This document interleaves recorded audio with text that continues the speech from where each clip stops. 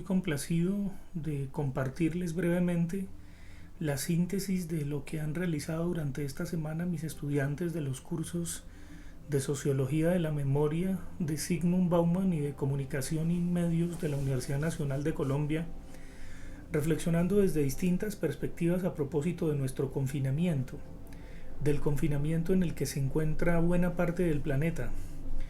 No solamente revisando prensa internacional de todo aquello que nos viene de China y de Corea del Sur, sino también de Europa, particularmente de Italia, de España y de Francia, y más recientemente de los Estados Unidos y de los vecinos países de Ecuador y Brasil. También observando con ojo crítico, pero también propositivo, lo que está ocurriendo y lo que está implementándose aquí en Colombia, particularmente desde Bogotá. Tres perspectivas muy distintas, pero que se complementan entre ellas. Una reflexión sobre la intimidad y la inmensidad a partir de la poética del espacio de Gastón Bachelard. Una reflexión sobre la retrotopía que se le viene al mundo y el con qué nos estamos identificando. A partir de dos textos, el testamento de Zygmunt Bauman llamado así Retrotopía, y la excelente entrevista que concedió al periodista Benedetto Vecchi a propósito de la noción de identidad. Y finalmente, el yo en cuarentena, la presentación de nosotros en la vida cotidiana, retomando un clásico de la sociología de Erving Goffman. A partir de esas perspectivas, hemos tratado de retratar nuestro confinamiento y hemos tratado de ver el confinamiento del mundo. Inicialmente hablando de esa dialéctica entre el adentro y el afuera, indudablemente somos conscientes de que no hay inmensidad sin intimidad. Y hay un llamado de atención que queremos compartir con ustedes, y es cómo recuperar nuestra intimidad en un momento en que se nos pide dejar un tanto la proxemia, en donde se nos pide distancia social. ¿Cómo no perder la intimidad? ¿Cómo recuperar esos rincones de conversación? ¿Cómo hablar de cosas tan banales y tan cotidianas y tan de tierra a tierra, como el calentado, como la comida que vamos a preparar mañana, como el tasar el mercado, como el lavar la loza, como el tender las camas, como el arreglarnos, como el estar dispuestos para los demás, como el aprender a compartir los espacios que a veces por ser estrechos generan tanta violencia intrafamiliar? Y aquí evidentemente hay una gran oportunidad para aquellos que a diestra y siniestra pontificaban diciendo que la familia es la mejor célula de la sociedad, pues deben demostrarlo conviviendo pacíficamente, armónicamente. Y claro, aquellos que viven del día a día, que no tienen el lujo de la intimidad ni de romantizar la cuarentena, necesitan por supuesto la solidaridad de los demás, pero particularmente de los estados, particularmente de los potentados, particularmente de aquellos que tienen muchísimo dinero. Porque escuchando las declaraciones de alguien como Bill Gates, desde un punto de vista muy pragmático para los Estados Unidos, es indiscutible que por lo menos esto va a tomar 10 semanas más. ¿Qué podemos decir del caso de Colombia? Sería profundamente irresponsable decir que después del 13 de abril ya volvemos todos a las calles. Ni siquiera en mayo, tal vez ni siquiera en junio. Nos toca tomar unas medidas de seguir en casa, pero ese seguir en casa no puede ser de cualquier manera. Hay mucha gente que vive del rebusque, del día a día, y necesita el subsidio tanto del gobierno nacional como del gobierno local de Bogotá. Se están implementando medidas. Obviamente no son suficientes.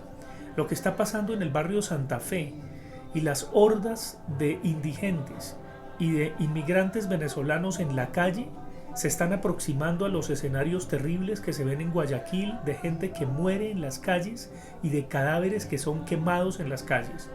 No podemos permitir que eso ocurra en Bogotá, que eso ocurra en Colombia. También tenemos una espada de Damocles que es indiscutible, y aquí pasamos un poco del salto de la intimidad-inmensidad al problema contemporáneo que se está viviendo con los líderes que deberían enfrentar esta pandemia y que parecieran niños y no están a la altura de las circunstancias. Es increíble que para ocultar su profunda mediocridad Entonces ahora hay un distractor de parte de los Estados Unidos y del gobierno de Donald Trump, Maduro el narcotraficante.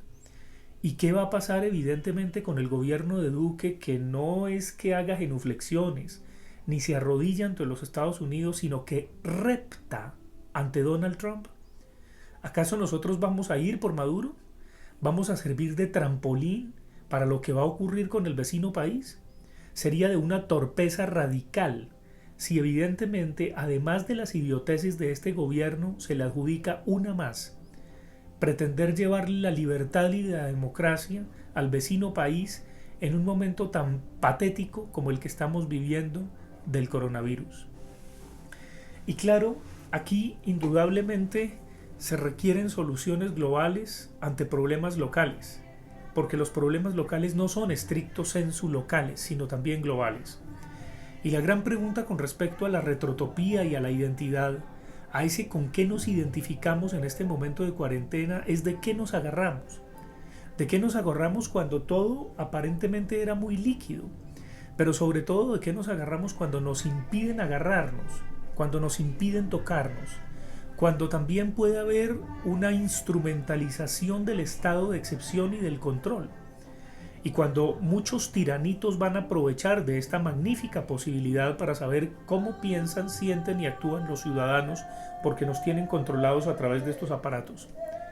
¿Vamos a seguir siendo esclavos, pero de otra manera? ¿Cómo van a ser nuestros modos de producción?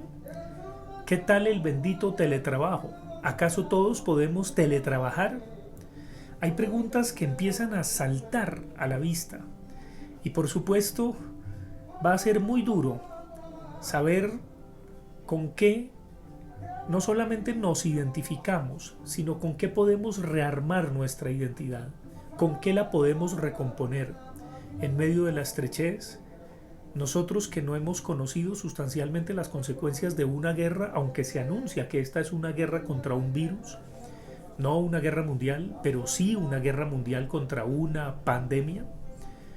Y por supuesto está el salto al cómo nos presentamos desde la cuarentena. Cómo nos tomamos fotos, cómo son nuestros afectos, cómo son nuestras relaciones cotidianas, qué podemos hacer para reinventarnos la vida, para no perder el afecto, para no perder la intimidad, para contemplar esos horizontes de inmensidad, para no caer tampoco en una nostalgia ciega de algo que ya no va a volver a ocurrir. Y en ese sentido se requiere de un compromiso solidario fundamental. Numerosos autores, colegas sociólogos del mundo, Michel Maffesoli, Michel Viviorca, Edgar Morin y muchos otros, han reflexionado desde distintas perspectivas. Giorgio Agamben reivindicando el va de retro al estado de excepción. Slavoj Žižek de una manera mucho más optimista, creyendo que esto nos va por lo menos a contribuir a que agrietemos el capitalismo. Y Byung-Chul Han diciendo, no es una garantía eso, son las personas las que tejemos la solidaridad. ¿A dónde podemos y debemos regresar? Este es un llamado para también reconocer nuestra profunda vulnerabilidad y para acordarnos con la naturaleza. Probablemente las teorías complotistas haya que desecharlas o dejarlas en remojo, porque nos toca enfrentar el día a día, el aquí y el ahora, y por supuesto hacerle un llamado a nuestros líderes, muy entre comillas, políticos, para que sean responsables. Sí, es loable la donación de Luis Carlos Sarmiento, ni más faltaba que no lo hubiese hecho. Ojalá los ricos del mundo sigan su ejemplo, porque al que tiene se le dará y tendrá de sobra, pero también debe estar llamado a compartir. Y nosotros, desde nuestras pequeñas posibilidades, ¿cómo estamos compartiendo? ¿Cuál es la solidaridad que estamos tejiendo? Es un llamado también para la sociología, porque tener la ramplonería de ser una ciencia que se apoya solamente en la estadística o que simplemente es la muchacha del servicio de la economía, no solamente es patético, sino sería estar en el lugar equivocado. Un llamado para reconocer ese testimonio de los fundadores de la sociología en Colombia, de Camilo Torres y Orlando Fals Borda, porque debemos volver a esa solidaridad de la acción comunal.